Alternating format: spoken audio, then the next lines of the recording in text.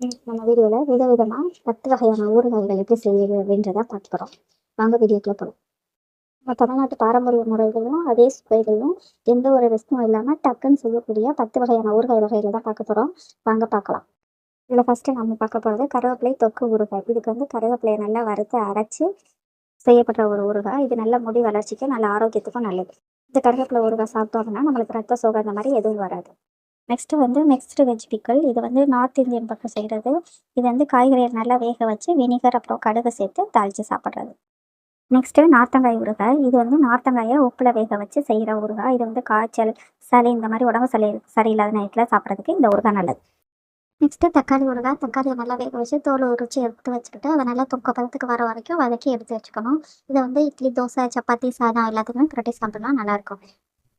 Next பச்சை மிளகா ஊறுகாய். காரம் விரும்புகிறவங்க இந்த பச்சை மிளகா ஊறுகாய் செஞ்சு சாப்பிட்லாம். இது பச்சை மிளகாய் 2 கீழே அதில் கொஞ்சம் எலுமிச்சை உப்பு போட்டு நல்லா ஊற வச்சுட்டு நல்லா பச்சை மிளகா ஊறினதுக்கப்புறம் நம்ம நார்மலாக ஊறுகாய் செய்கிற மாதிரி செஞ்சு சாப்பிடலாம். நெக்ஸ்ட்டு இஞ்சி ஊறுகாய். இஞ்சி நல்லா பொடியை நறுக்கிட்டு இது நார்மலாக ஊறுகாய் செய்கிற மாதிரி செஞ்சு அதில் கொஞ்சம் புளியும் வெல்லம் சேர்த்து எடுத்தோம் அப்படின்னா இஞ்சி ஊறுகாய் தயாராகிடும். இது கேரளா ரொம்ப ஃபேமஸ். நெக்ஸ்ட்டு பூண்டு ஊறுகாய். பூண்டை வந்து நல்லா தோல் உரிச்சிட்டு நல்லெண்ணெயில் நல்லா வதக்கிட்டு நம்ம நார்மலாக ஊறுகாய் செய்கிற மாதிரி செஞ்சுட்டு இஞ்சி ஊறுகாய் போலவே இதுலேயும் கொஞ்சம் வெல்லமும் புளி கரைசலும் விட்டு எடுத்தோம் அப்படின்னா பூண்டு ஊறுகாய் தயாராகிடும்.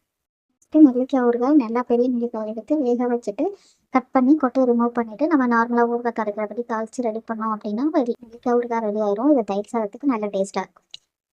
நெக்ஸ்ட்டு எலுமிச்சம்பழம் ஊறுகாய். எலுமிச்சம்பழத்தை நல்லா ஆவியில் வேக வச்சோ இல்லை தண்ணியில் போட்டு வேக வச்சு எடுத்தோ சிறு சிறு துண்டுகளாக நறுக்கி நம்ம நார்மலாக ஊறுகாய் செய்கிற மாதிரியும் செஞ்சுக்கலாம். இல்லைன்னா எலுமிச்சம்பழத்தை நாளாக கீறி அதுக்குள்ளே உப்பு வச்சு ஊற வச்சு அப்படியே தாளிக்காமல் சாப்பிட்டாலும் நல்லாயிருக்கும், தாளித்து சாப்பிட்டாலும் நல்லா டேஸ்ட்டாக இருக்கும். வெங்காயம் எலுமிச்சம்பழம் போலவே நல்லா பொடி பொடியாக நறுக்கி உப்பில் ஊற வச்சு மிளகாய்த்தூள் போட்டு நம்ம நார்மல் ஊறுகாய் செய்கிற மாதிரியே தாளிச்சு எடுத்து செய்யலாம். இல்லை உடனே எனக்கு அந்த வீட்டில் மாங்காய் ஊறுகாய் வேணும் அப்படின்னா மாங்காயை சிறு சிறு துண்டுகளாக நறுக்கி மிளகாய்த்தூளும் உப்பும் சேர்த்து கடுகு போட்டு தாளித்து எடுத்தோம் அப்படின்னா மாங்காய் ஊறுகாய் தயாராகிடும். இந்த வீடியோ உங்களுக்கு பிடிச்சிருந்துச்சுன்னா இந்த வீடியோக்கு ஒரு லைக் போடுங்க. அப்படியே இது போன்ற நிறைய குறிப்புகளுக்கு நம்ம சேனலை சப்ஸ்கிரைப் பண்ணிக்கோங்க. தேங்க்யூ.